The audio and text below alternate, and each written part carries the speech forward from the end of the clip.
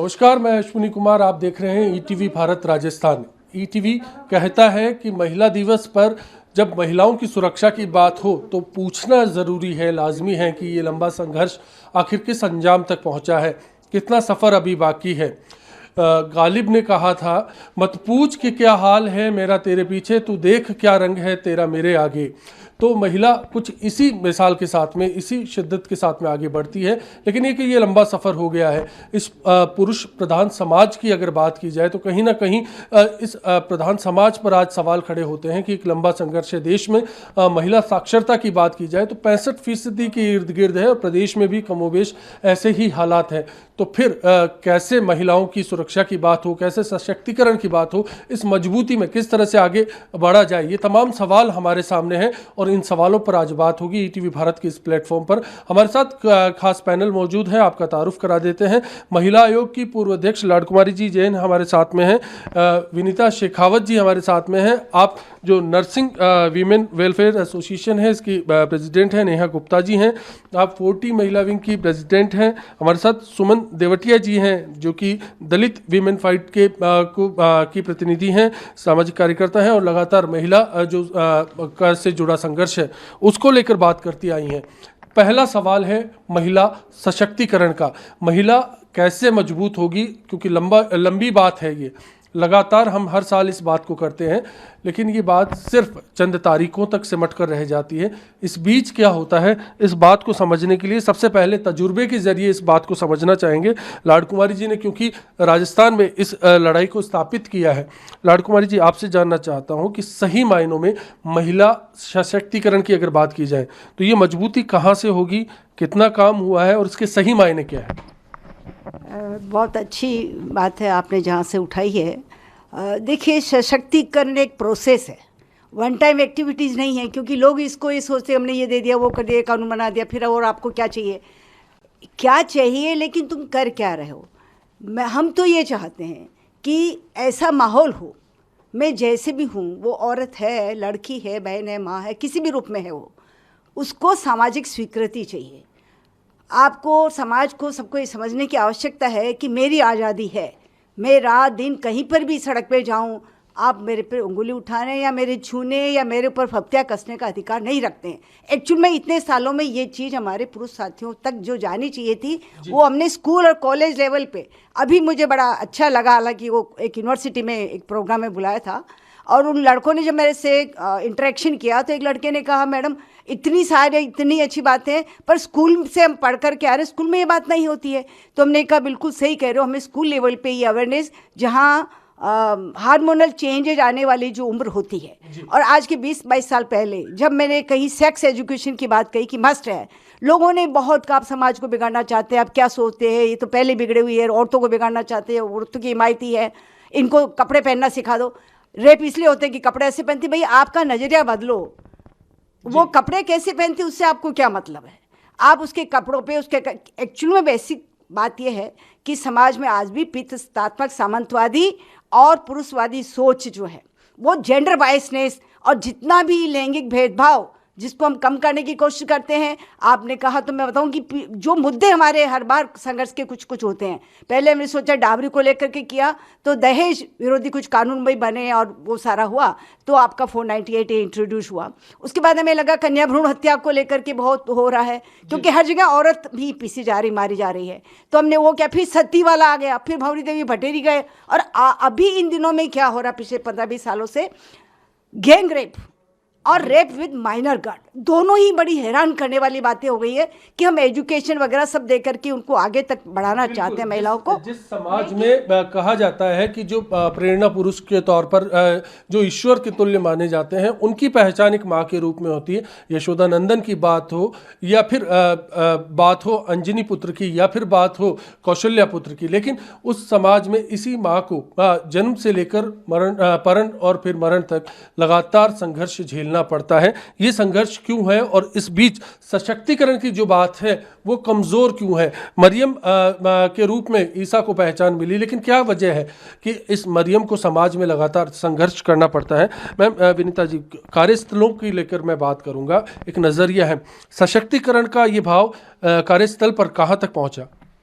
हाँ जी, सबसे पहले तो मैं आप सभी को हाथ में पकड़ूं जी, इसको? जी, मैं अच्छा, ओके। आप ईटीवी भारत को मैं धन्यवाद ज्ञापित करती हूँ कि इस महिला दिवस के अवसर पर आप महिलाओं को अवसर दे रहे हैं, महिला पर बोलने के लिए, महिला अधिकारों पर, सशक्तिकरण पर बोलने के लिए आप मौका दे रहे हैं। तो मैं ये आपको धन्यवाद ज्ञापित, और आप मीडिया और सारा राष्ट्र और सभी मिलकर, सारे परिवार सभी मिलकर महिला के लिए कुछ करेंगे तभी संभव है। जी। तो आपने मुझसे अभी सवाल क्या किया? सशक्तिकरण की बात, कार्यस्थलों पर आखिर महिलाओं के साथ जो शोषण होता है, हम देखते हैं कि आज वर्क प्लेस पर ही महिला सुरक्षित नहीं है। खासतौर पर एक सरकारी कर्मचारी के तौर पर आप कितना देखती हैं कि ये भाव कहाँ कमज़ोर है? जी बिल्कुल, बहुत कमज़ोर है। कोई अभी 21वीं सदी में हम जी रहे हैं, लेकिन महिला सशक्तिकरण की बात की जाए तो मेरी तरफ से 10% भी नहीं है। कैसे नहीं है? मैं नर्सिस संवर्ग से संबंध रखती हूँ। हमारे 80% महिलाएं हैं, लेकिन 10% या 20% में से 10 संगठन बने हुए हैं। हमारी महिला मंच कोई नहीं था बात हमारे अधिकारों को बताने के लिए, कार्यस्थल पर होने वाली समस्याओं को बताने के लिए।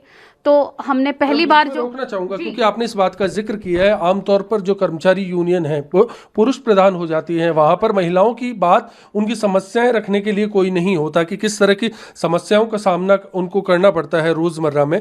ऐसे में वो क्या समस्याएं रही और उनसे आप लोगों ने कैसे निजात पाई? बिल्कुल, समस्याएं बहुत सारी हैं। सबसे पहले तो अगर कोई लीडरशिप में आना चाहती है तो महिला एक जैविक, हम महिला हैं इस वजह से हमें हर तरह से लांछन लगाकर या उन्हें एक मोटिवेशन उसका डाउन करके उनको कुछ भी कहकर दबाया जाता है कि आप क्या करेंगे। मैं राजस्थान नर्सेज वुमेन वेलफेयर की पहली प्रदेशाध्यक्ष हूँ नर्सेज की, जो हमने ये मंच बनाया और मैंने सभी को जागृत किया क्योंकि हमारी बातों को उठाया ही नहीं जाता। तो मैं ये कहना चाहती हूँ कि महिला सशक्तिकरण का जो विषय है ये बहुत, परिवार में संस्कार ऐसे होने चाहिए कि हमारे शुरू से ही माँ, भाई, बाप, पति, वो हम इस महिला जो दोहरी भूमिका निभाती हैं। कुल मिलाकर सशक्तिकरण की जब बात होती है तो शुरुआत होनी चाहिए। ये शुरुआत हुई है और जिसके दम पर अब कहीं ना कहीं एक संगठन के जरिए इस बात को रखा जा रहा है कि महिलाओं को मजबूती चाहिए और उनकी बात भी रखी जानी चाहिए, सुननी चाहिए। अब मैं आपके पास में आ रहा हूँ सुमन जी, सामाजिक कार्यकर्ता के तौर पर आपने क्या अनुभव किया? आज हमारे समाज में महिला सशक्तिकरण की जब बात करते हैं, कमजोरियां किस पैमाने पर खड़ी? देखिए, जिस तरीके से मेरे से पूर्व वक्ता हैं उन्होंने बहुत ही अच्छे से अपनी बात को रखा है। बहुत लंबे समय से हम महिला आंदोलन के रूप में यहाँ पे राजस्थान में ही नहीं पूरे भारत में जो ह्यूमन राइट्स महिलाओं के हैं उनको इस्टेब्लिश करने के लिए, उनको उनके प्रति अवेयर करने के लिए और उनको देने के लिए बहुत लंबी लड़ाई लड़ी है। और राजस्थान में बहुत बड़े बड़े ऐसे उदाहरण हैं जिन वजह से राजस्थान की ही नहीं पूरे भारत की महिलाओं को वो संदेश गया है कि जो अपने न्याय के लिए लड़ेंगी तो वो आपको जीत जरूर हासिल होगी। और जिस तरीके से जो महिला आंदोलन ने एक जश्न के रूप में जिस तरीके से हर बार ये अंतर्राष्ट्रीय महिला दिवस के रूप में सेलिब्रेट करते हैं, मुझे लगता है कि इस तरीके का मौका महिलाओं को कभी इस देश के हमारे, क्योंकि वीमेन राइट्स की जब हम बात करते हैं तो मैं आपसे ये समझना चाहता हूँ, ऐसा कोई उदाहरण आपके सामने है जहाँ लंबा संघर्ष हमें करना पड़ा और उसके बाद नतीजे आए, और वो संघर्ष किस तरह का था, किस स्टेज पर पहुँचा?